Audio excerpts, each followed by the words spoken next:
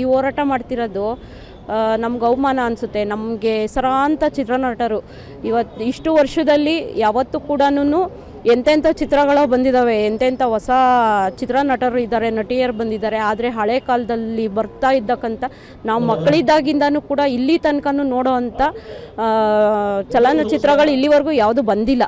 ಹಳೆ ಚಿತ್ರನಟರು ಬಿಟ್ಟರೆ ಈಗ ಬಂದಿರೋ ಅಂಥ ಚಿತ್ರನಟರು ಯಾರು ಕೂಡ ಫ್ಯಾಮಿಲಿ ಸಿನಿಮಾಗಳನ್ನ ತೆಗೆದಿಲ್ಲ.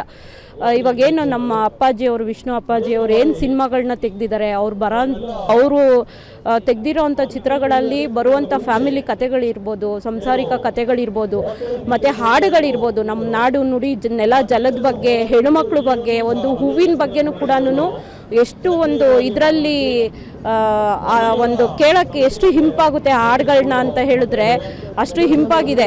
ಅಂಥ ಚಿತ್ರನಟರಿಗೆ, ಅಂಥ ಒಂದು ನಮ್ಮ ಸಾಹಸ ಸಿಂಹ ವಿಷ್ಣುವರ್ಧನ್ ಅಪ್ಪಾಜಿಯವ್ರಿಗೆ ಇವತ್ತೊಂದು ಪುಣ್ಯಭೂಮಿ ಇಲ್ಲ ಅಂತ ಅಂದರೆ ನಮಗೆ ಅವಮಾನ.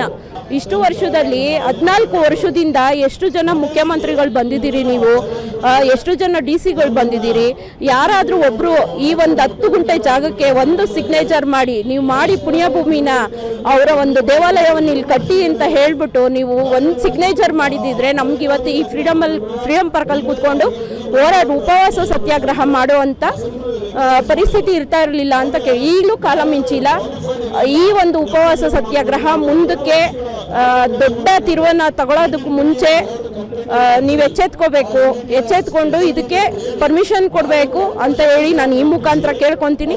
ನೀವೇನಾದರೂ ಪರ್ಮಿಷನ್ ಕೊಟ್ಟಿಲ್ಲ, ನಮಗೆ ಆ ಒಂದು ಸ್ಥಳದಲ್ಲಿ ಆ ಒಂದು ವಿಷ್ಣುವರ್ಧನ್ ಅವ್ರ ಪುಣ್ಯಭೂಮಿ ನಾವು ನಿರ್ಮಾಣ ಮಾಡೋಕ್ಕೆ ಕೊಟ್ಟಿಲ್ಲ ಅಂತ ಹೇಳಿದ್ರೆ ಉಗ್ರವಾದ ಹೋರಾಟವೇ ನಡೆಯುತ್ತೆ. ದಯವಿಟ್ಟು ಒಂದು ಪ್ರಶಸ್ತಿ ಕೊಟ್ಟಿಲ್ಲ, ನಿಮ್ಮ ಒಂದು ಯೋಗ್ಯತೆಗಳಿಗೆ ಸರ್ಕಾರದಲ್ಲಿ ಯಾರ್ಯಾರಿಗೋ ಕೊಡ್ತಿರಲ್ರಿ, ಎಂತೆಂಥವ್ರಿಗೋ ಕೊಡ್ತಿರಲ್ರಿ, ಇಂಥವ್ರನ್ನ ಗುರ್ತಿಸ್ಕೊಡ್ರಿ. ಅವ್ರಿಲ್ಲ ಅಂದ್ರೆ ಏನಾಯ್ತು, ಅವ್ರ ಫ್ಯಾಮಿಲಿ ಇದೆ, ಸಂಸಾರ ಇದೆ, ಮಕ್ಕಳಿದ್ದಾರೆ, ಹೆಂಡತಿದಿರಿದ್ದಾರೆ, ಅಂಥವ್ರಿಗೆ ಪ್ರಶಸ್ತಿಗಳನ್ನ ಕೊಡಿ. ಇದೇ ಫ್ರೀಡಮ್ ಪಾರ್ಕಲ್ಲಿ ನಾವು ಕನ್ನಡ ರಾಜ್ಯೋತ್ಸವದ ದಿವಸನೂ ನಮ್ಮ ಅಣ್ಣ ಅವ್ರಿಗೆ, ವಿಷ್ಣುವರ್ಧನ್ ಅವ್ರಿಗೆ, ಅಂಬರೀಷ್ ಅವ್ರಿಗೆ, ಶಂಕರನಾಗ್ ಅವ್ರಿಗೆ ಪ್ರಶಸ್ತಿ ಕೊಡಬೇಕು ಅಂತ ಹೇಳಿಬಿಟ್ಟು ನಾವು ಇದೇ ಫ್ರೀಡಮ್ ಪಾರ್ಕಲ್ಲಿ ಹೋರಾಟವನ್ನು ಮಾಡಿದ್ವಿ ನವೆಂಬರ್ 1ಗೆ.